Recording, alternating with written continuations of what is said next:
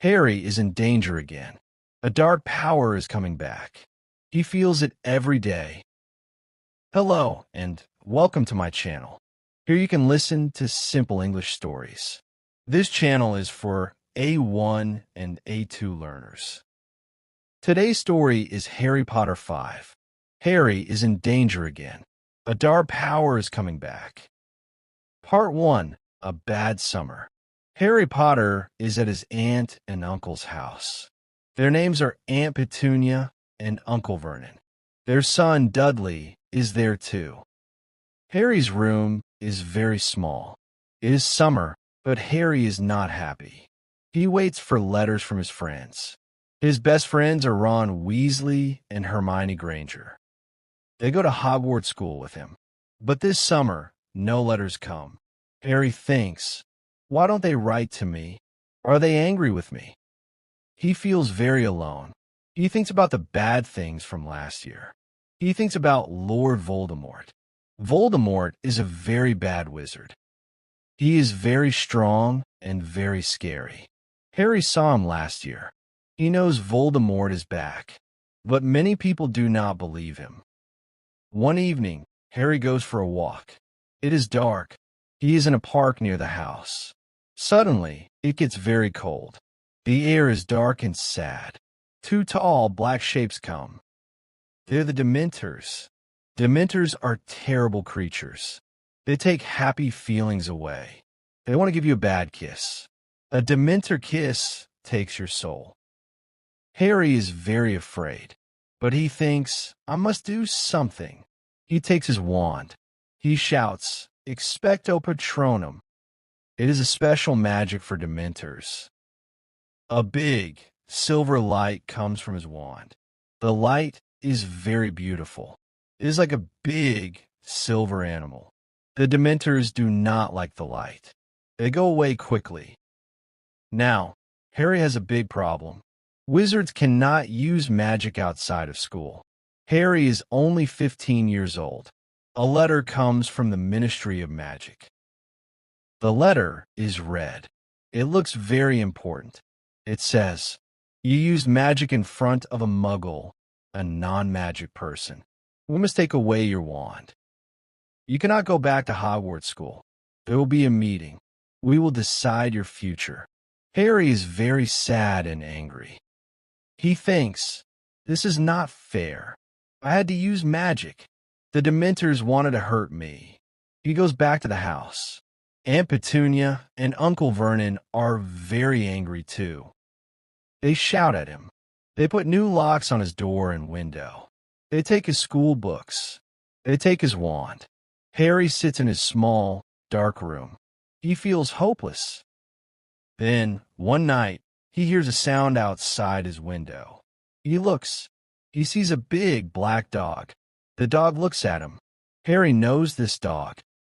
It is his godfather, Sirius Black. Sirius is an animagus, a person who can become an animal. Sirius is here. Maybe there's hope. Part 2, A Surprise Rescue. Harry is in his dark room.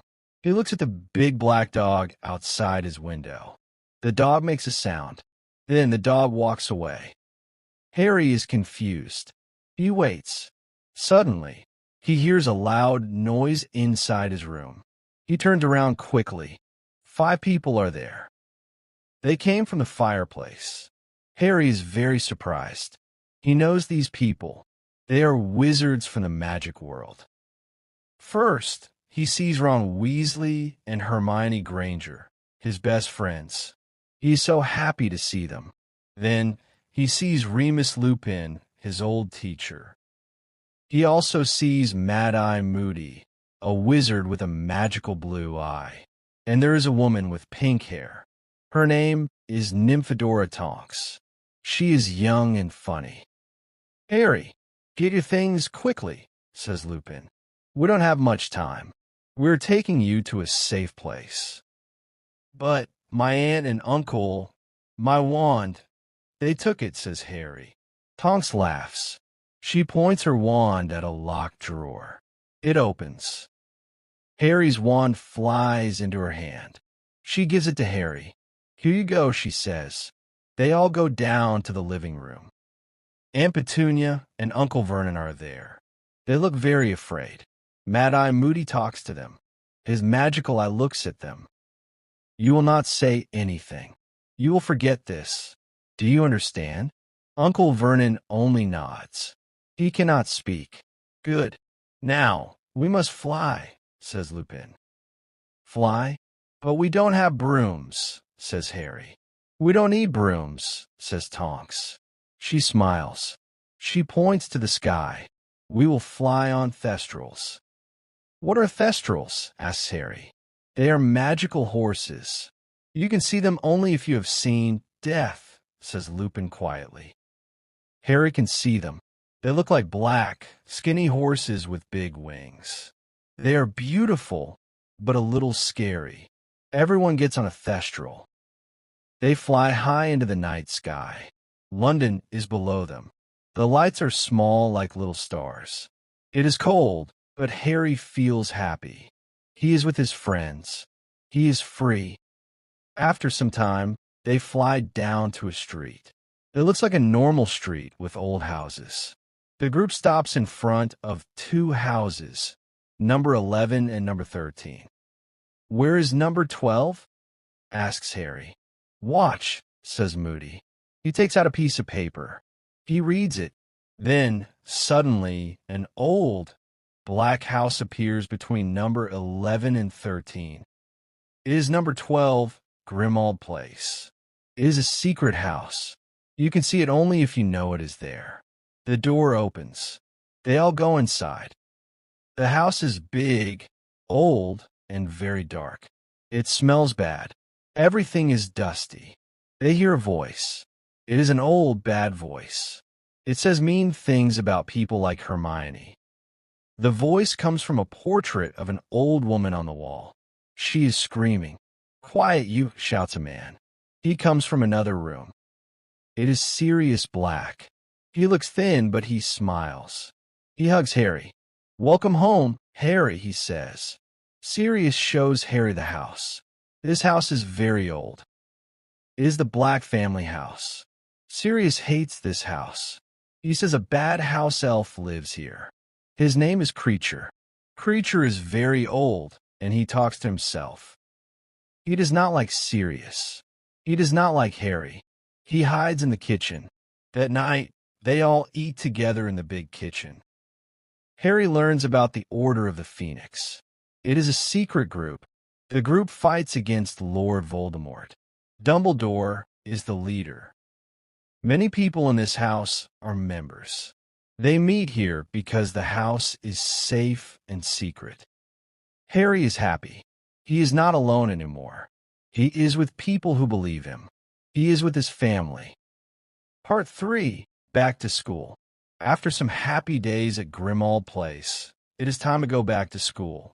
Harry, Ron, and Hermione pack their things. Mrs. Weasley gives them sandwiches for the train. They get to King's Cross Station.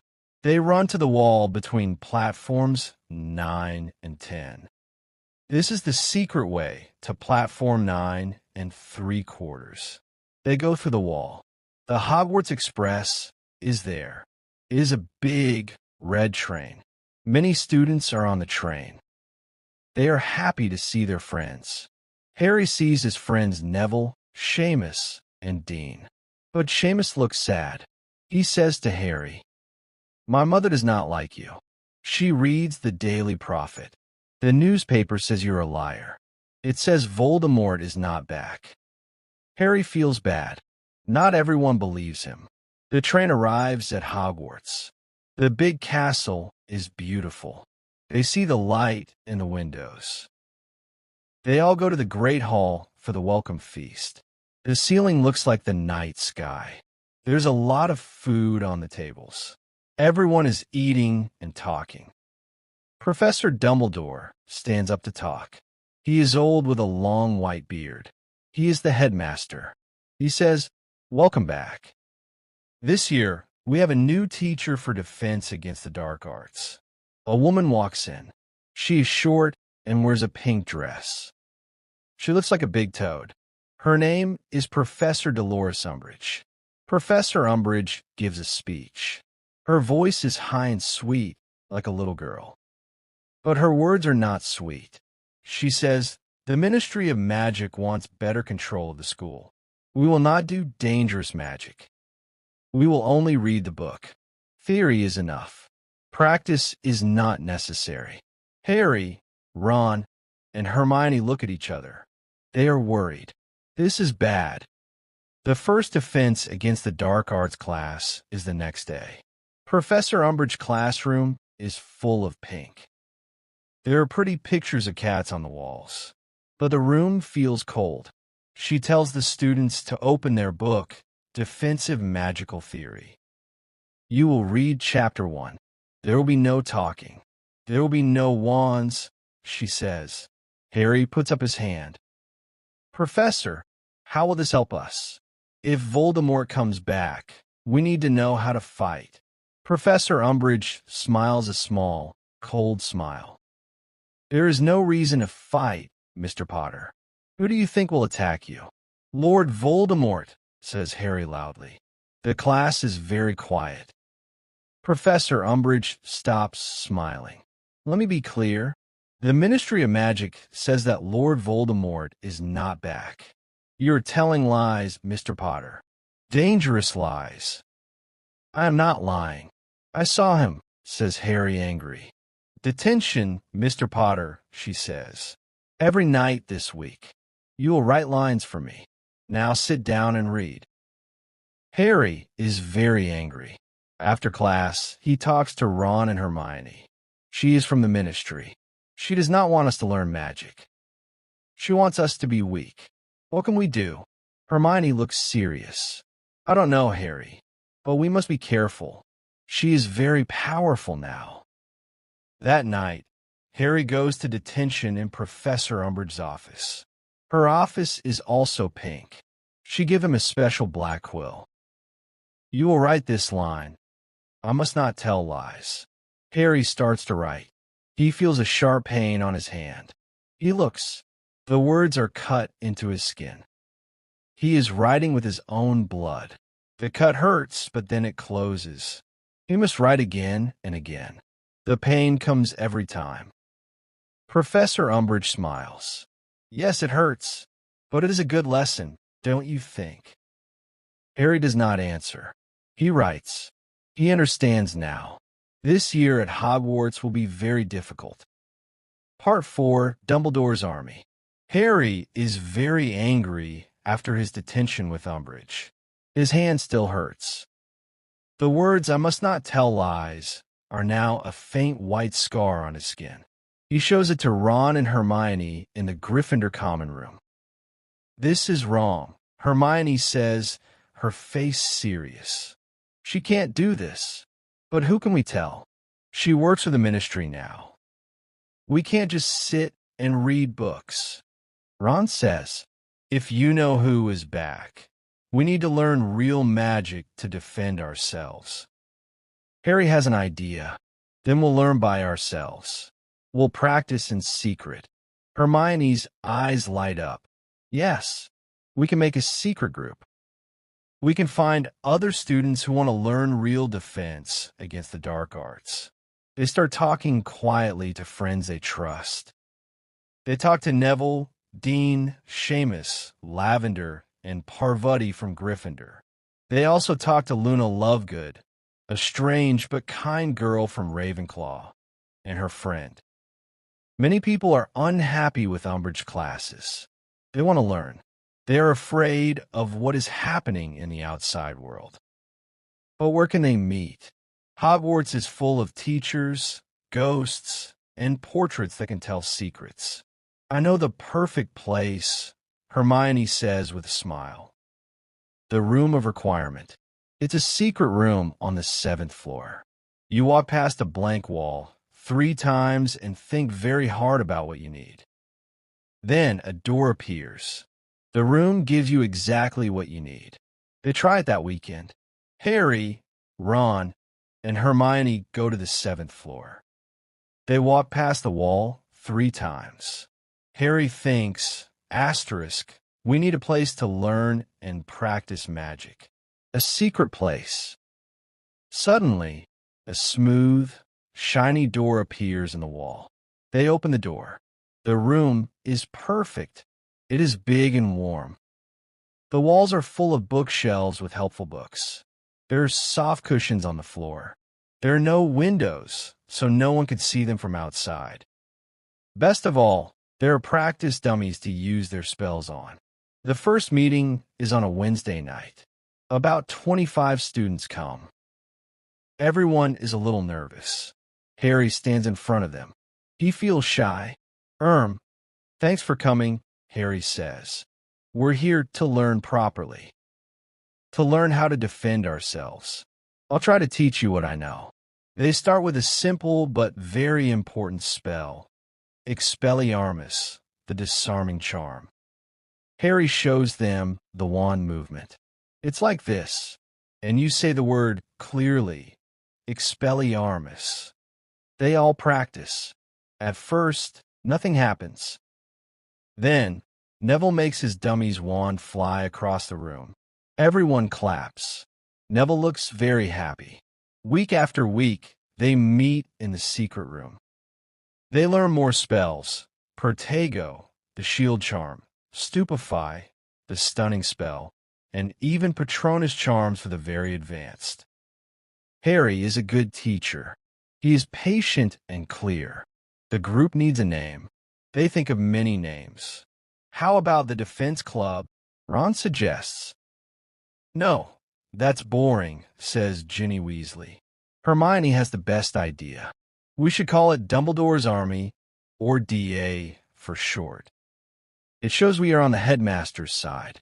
We are fighting for what he believes in. Everyone likes the name. They make a list of all the members on a piece of parchment. Hermione does a special magic trick on the paper. If someone tells the secret of the DA, the word sneak will appear on their face in big purple letters. This way, they can trust each other. The DA meetings become the best part of everyone's week. They learn, they laugh, they feel strong. For the first time, Harry feels like he is doing something important. He is not just a student. He is helping his friends. He is fighting back. They are Dumbledore's army, and they are ready. Harry does not know it yet. Someone is watching the room. Something bad is coming.